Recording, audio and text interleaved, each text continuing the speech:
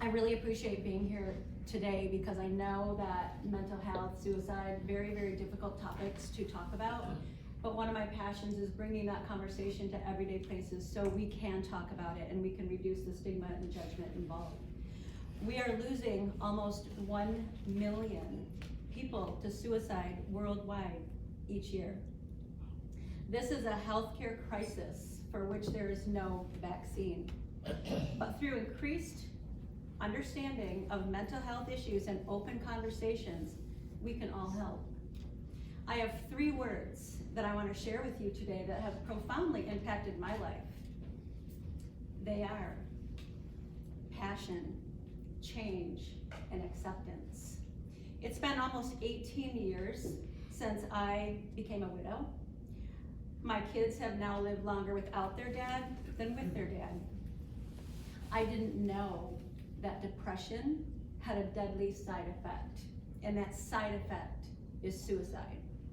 I thought suicide was something that a crazy person did, or they must be insane and they belong in a nut house. Those are the words that I probably used in the past. But my husband wasn't crazy. He was kind, loving, and gentle. He made me laugh. He made my kids laugh. One of Rob's greatest characteristics was passion. The passion he had for so many things often had me yearning for that strong emotion that he exuded so well. Listening to him describe a bottle of wine, or hear a story of his helicopter experience, or the way that he described food. It didn't matter if it was a 5-star restaurant or drive-through hamburger joint called Clyde's in St. Ignace, Michigan. He had a passion that surpassed many, in not only his descriptive detail, but his energy and his expressions. I believe that Rob received the gift of passion from his dad. I recall his father, Bob Woodrick, who many of you know, or at least heard of. His passion to make a difference, especially when it came to racism and fighting equality for all.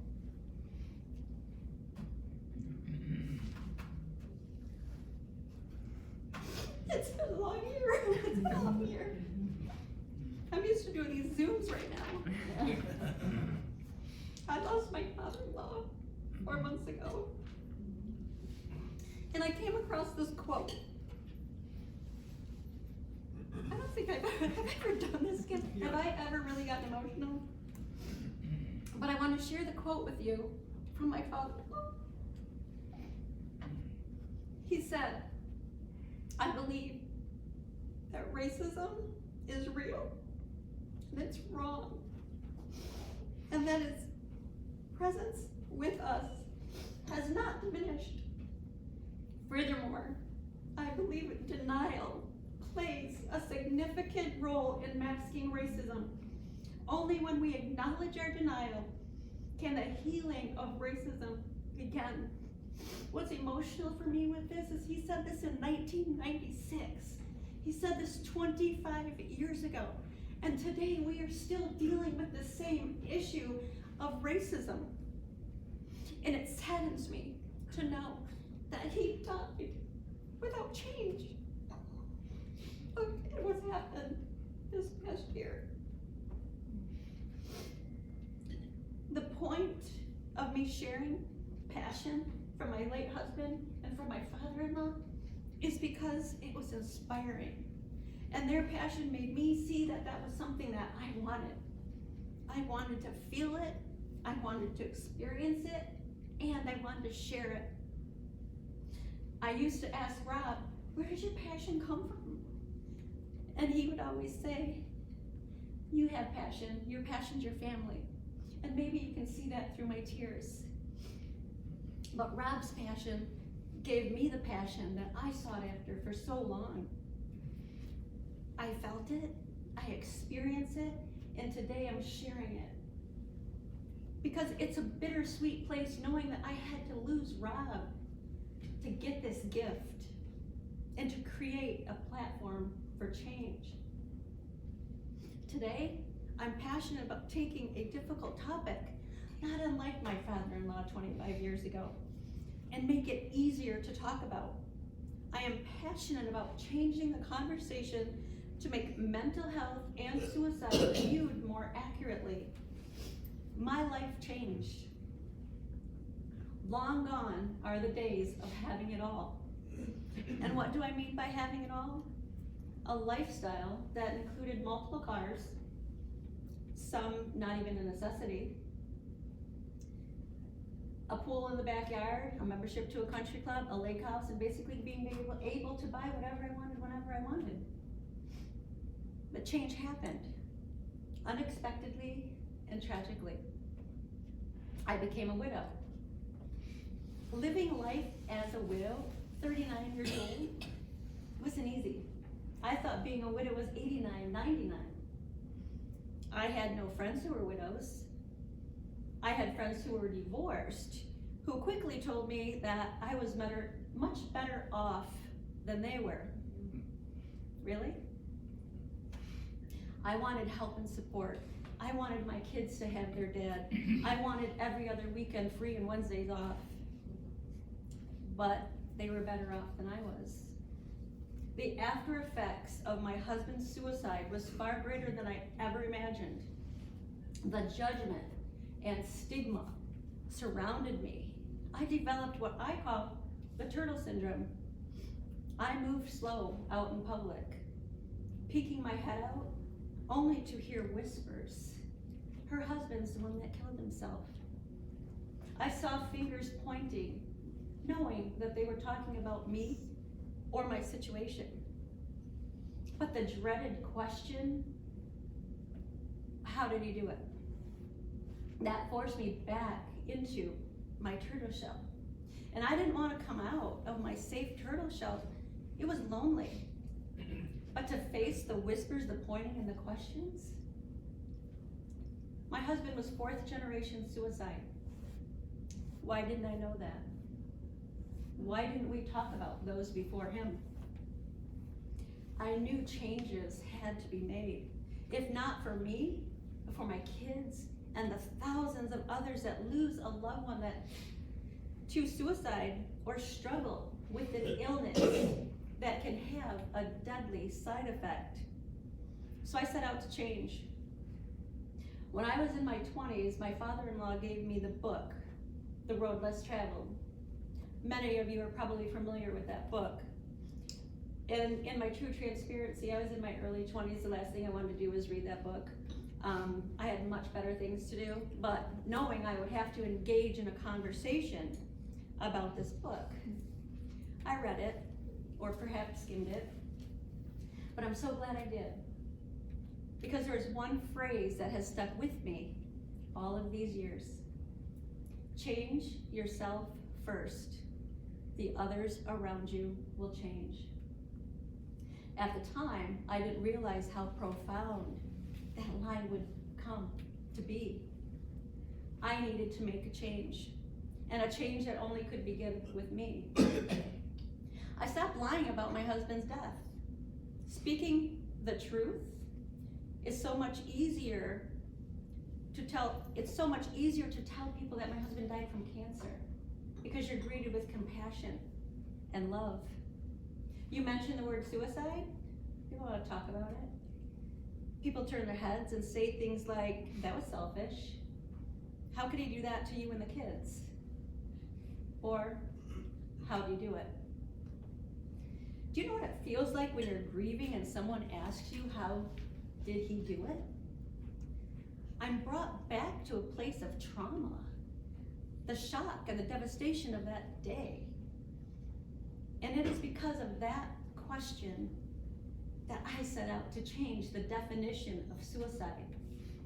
Isn't it time we start talking about the illness associated rather than the act? The definition of suicide is currently one who intentionally kills themselves.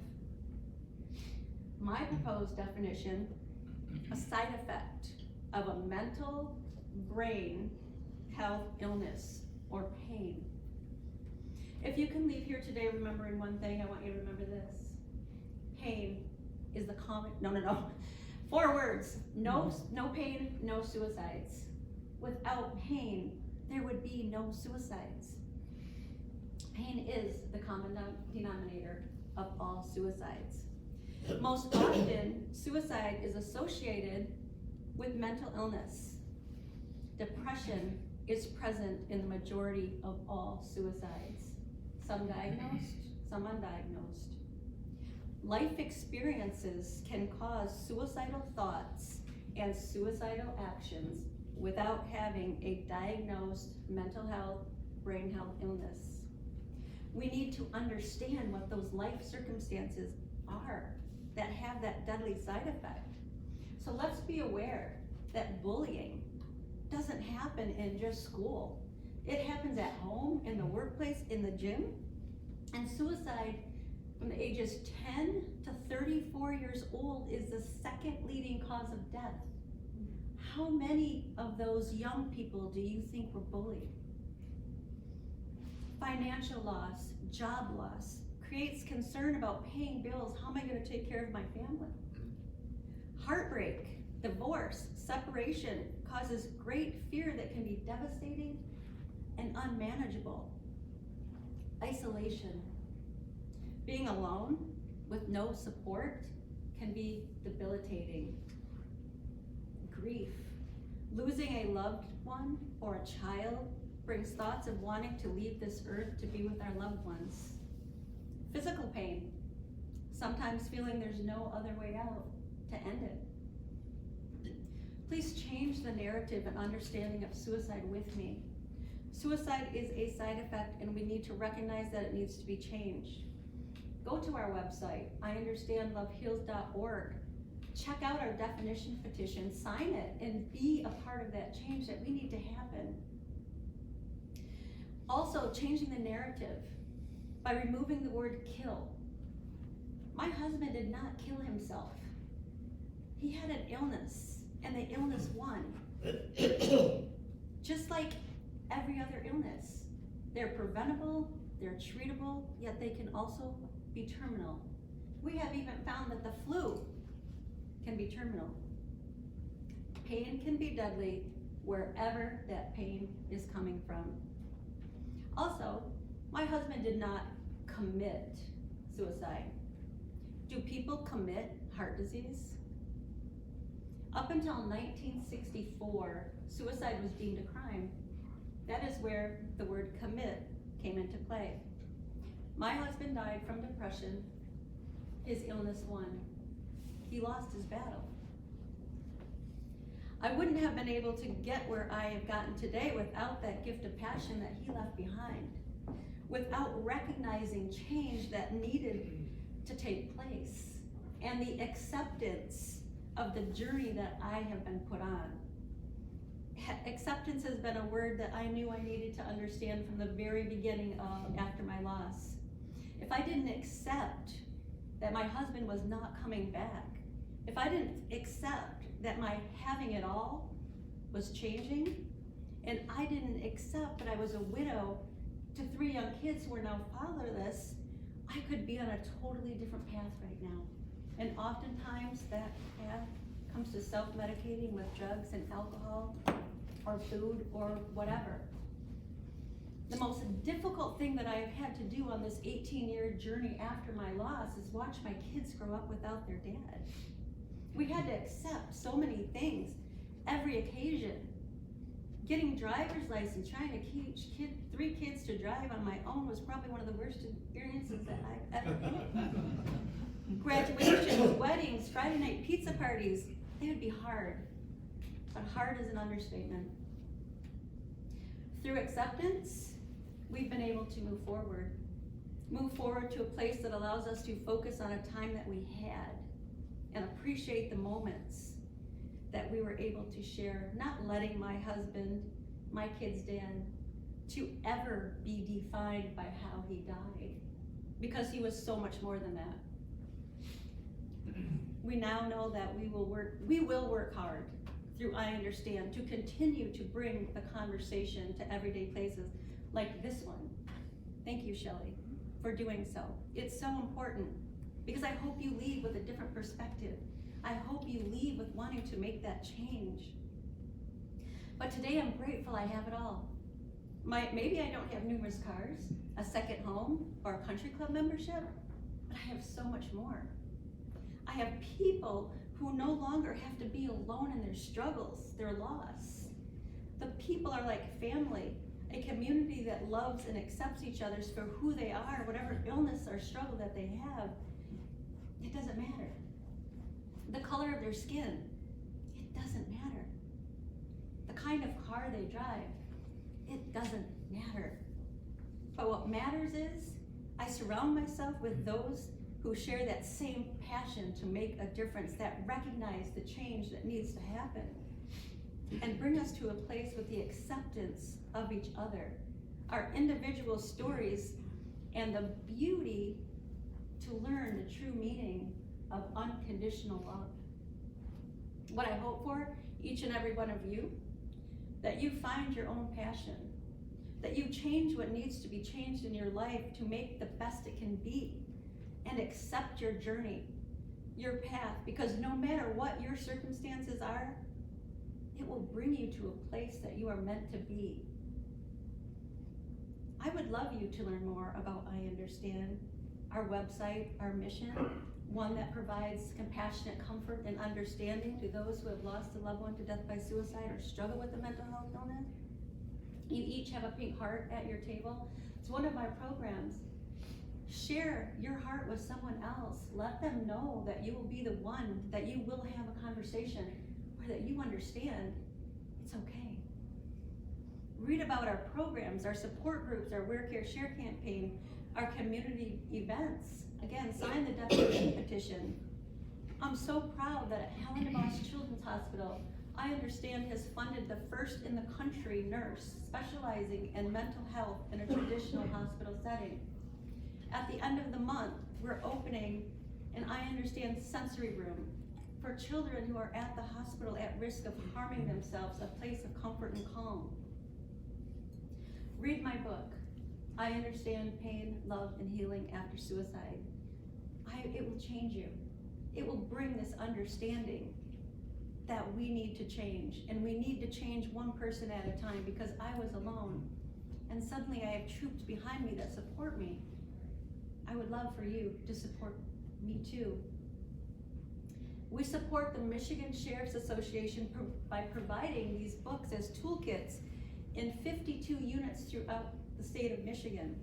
We create training videos to help officers and advocates show compassion and understanding when they make difficult calls into the home who are experiencing a mental health crisis.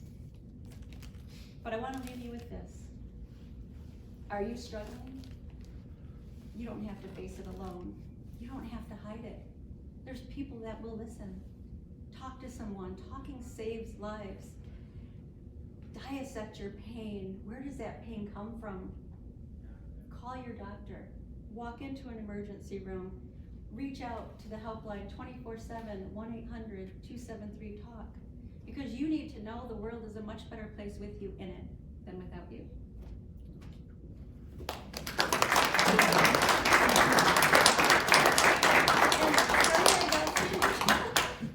Oh, what would you like me to say about Just show the book. Yeah. Okay, so this is the book.